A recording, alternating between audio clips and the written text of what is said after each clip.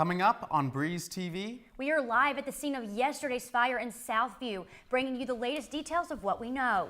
This is Breeze TV. Live from the Allison B. Parker Studio in the School of Media Arts and Design at James Madison University, this is Breeze TV.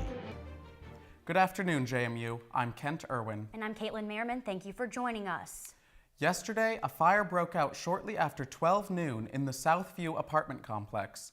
The fire occurred at building 1083 on Lois Lane.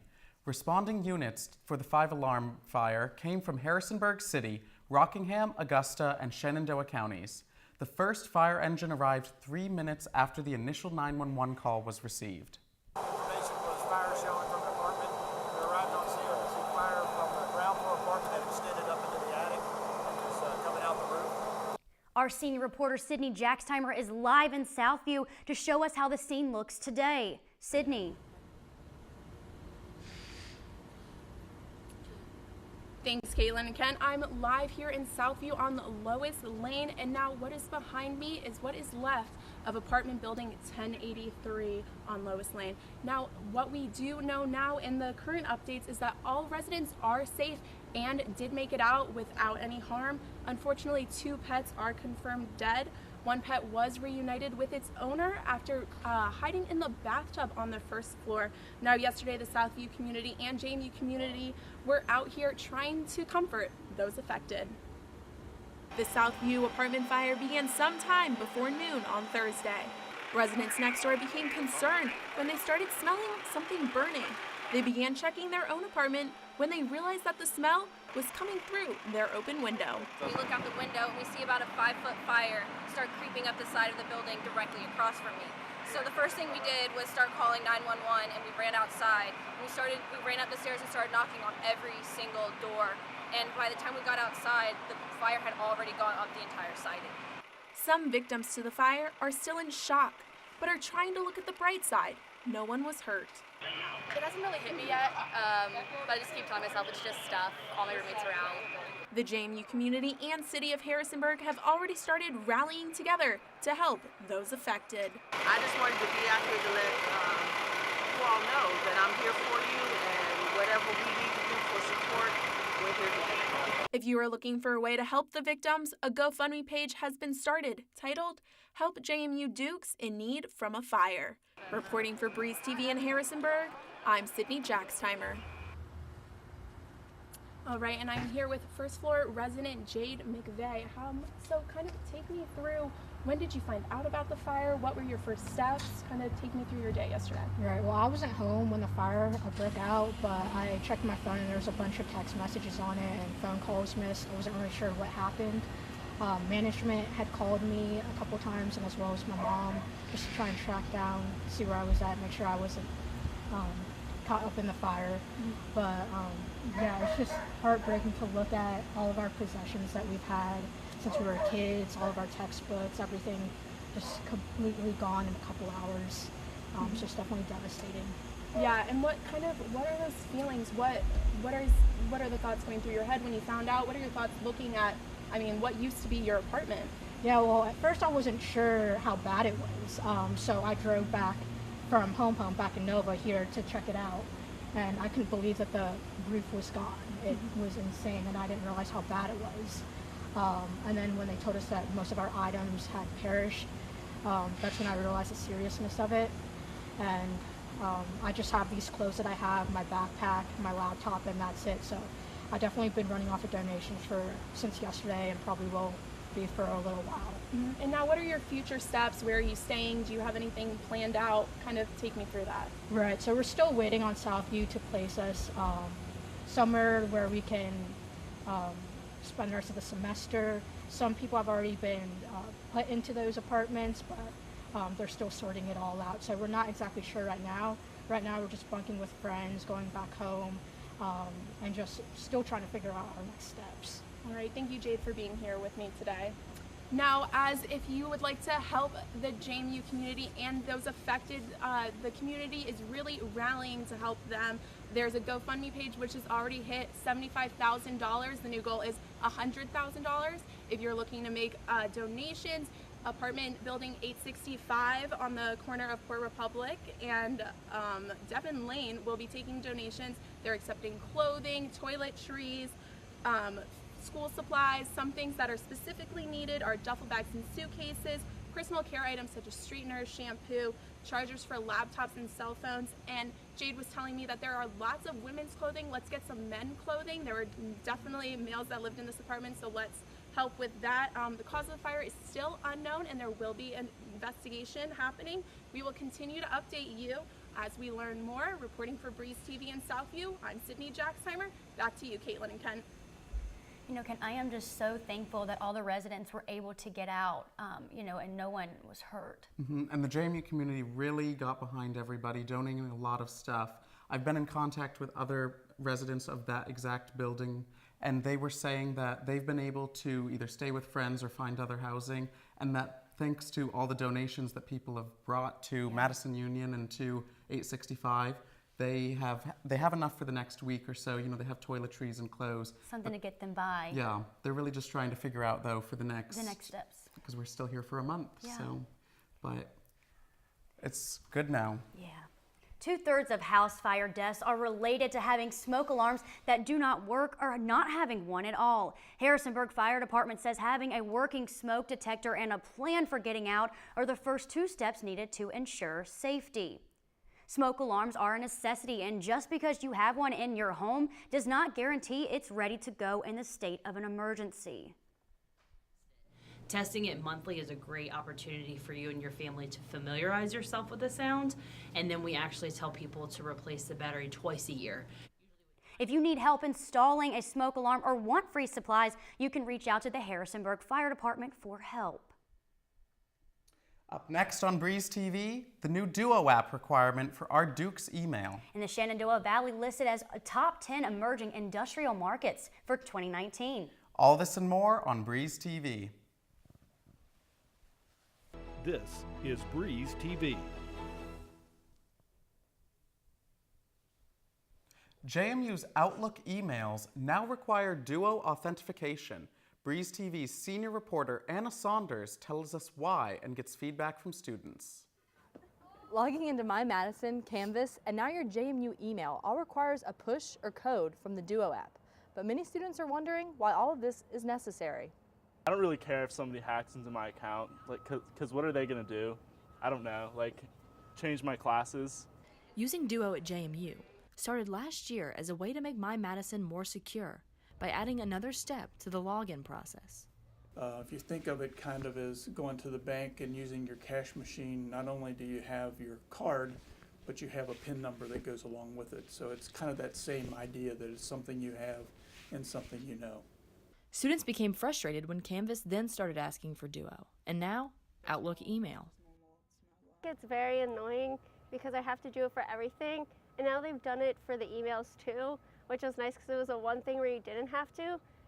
The IT department says the extension to email was to protect students from phishing emails and hackers that probe from all over the world.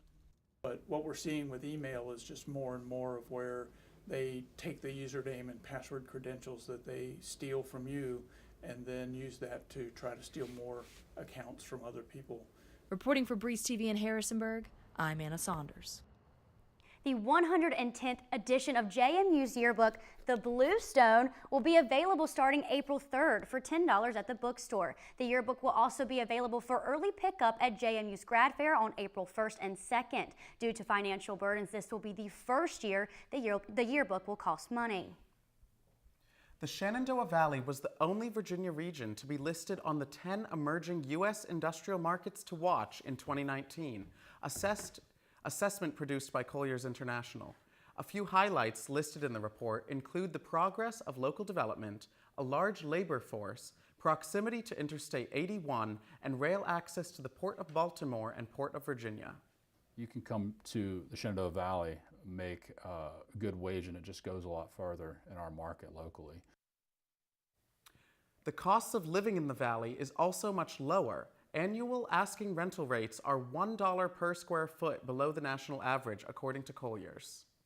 Our geographic location is prime. One, for users that need to serve a close regional market like DC or Richmond, we're easily accessible to there. But then when you also look at our location right in the middle of the East Coast, we can serve 80% of the U.S. population within a one day's truck drive.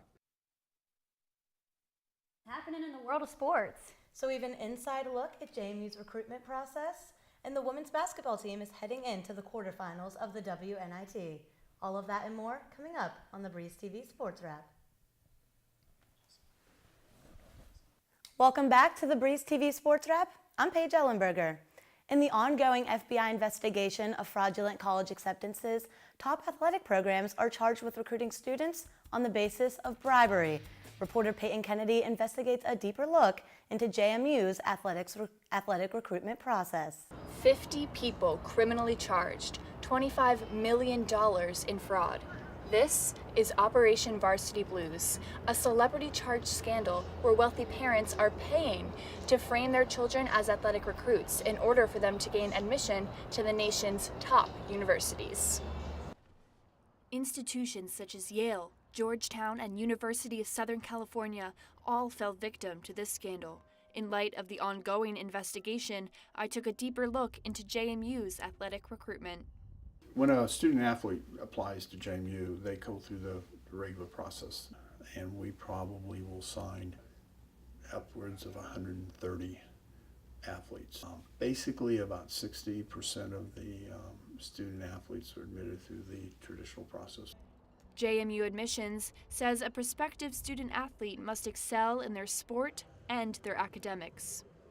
And then it's up to the staff to sit down and evaluate how that student would fit into the culture, how their academic picture fits, because we don't want to bring in a student who's not going to succeed academically. If a student athlete's application didn't pass, Coaches have an option to submit what's called a request for an exception. And these are students who have to be impact students. They have to, their first year, make a difference. hoping to find your admissions exception through money, fraud, or bribery? If someone made a donation to JMU, Athletics says that's no loophole. They always know up front that the individual has to get admitted to JMU just like any other student.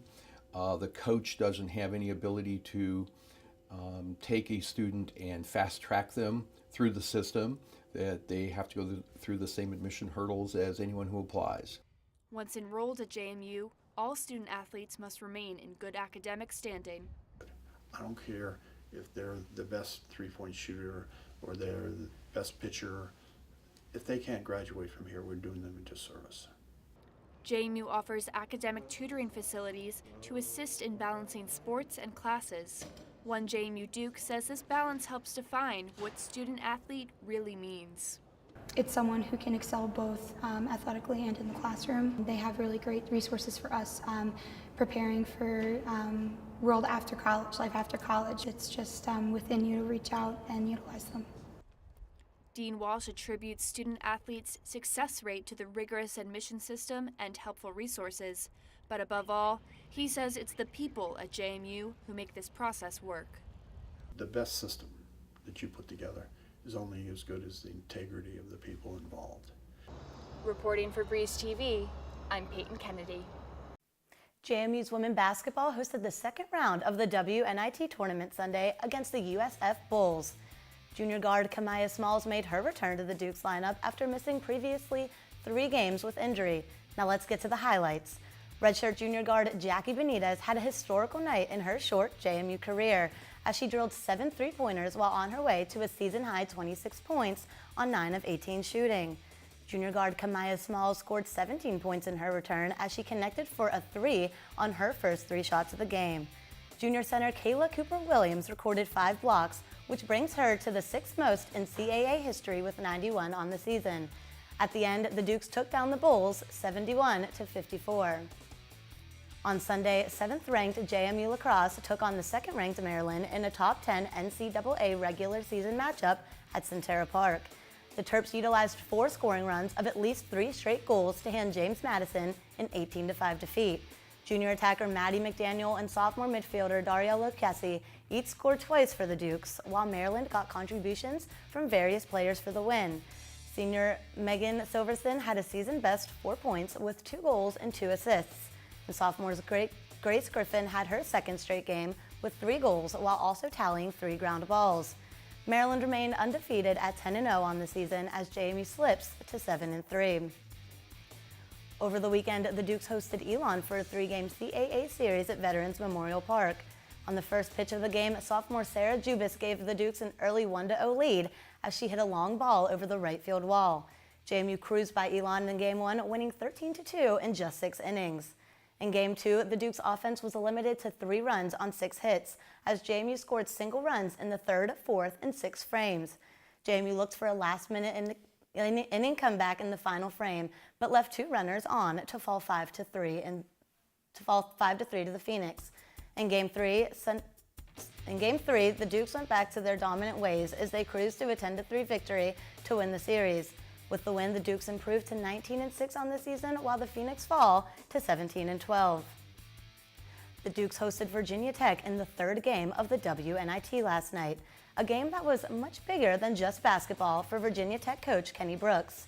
It was his first time returning to the Valley since his departure in 2016. I knew they were going to cheer hard for the Dukes, but I didn't know they were going to get the reception that they gave before, during, and after the game. And that means the world to me because it's in my school. The game was a constant back-to-back struggle between the Dukes and the Hokies. It had 7 ties and 14 lead changes, but with players like senior guard Ania Young, who shot 66% from the field, and junior guard Kamaya Smalls, who had 16 points, the Dukes were able to prevail 70-66. The women's basketball Dukes will take the court again and look for their 31st consecutive win at the Convocation Center as they host the Georgetown Hoyas this Sunday at 2 p.m. in the WNIT quarterfinals. To get all the updates, tune back next week. Now back to you, Caitlin and Kent. Coming up next on Breeze TV, we discover Waffle Yum. And 4 seniors attempt to change the world with a new organization on campus. All this and more on Breeze TV. This is Breeze TV.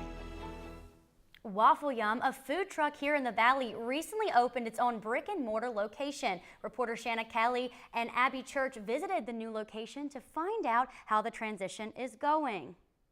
What makes a waffle from Waffle Yum different? If you've ever had one, you'll understand.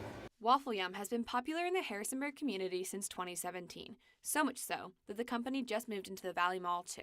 Strawberry cheesecake waffle? Waffle Yum specializes in Liège waffles. A Liège waffle, basically, it's from Liège, Belgium.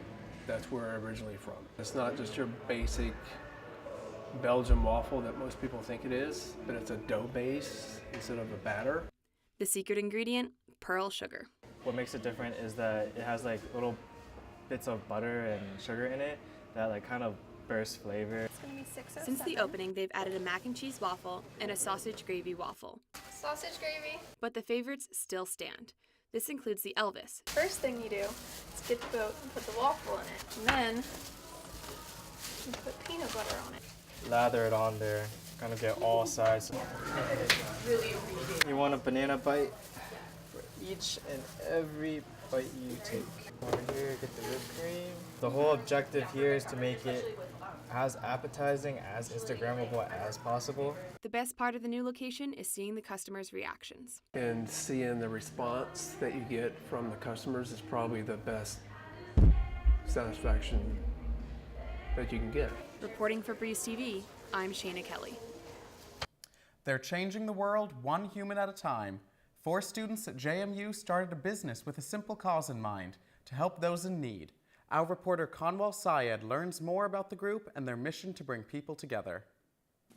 What started as an idea 4 years ago in their senior year of high school has now come to life. They took it as a joke at first, but I was like, I think I'm gonna make a clothing brand.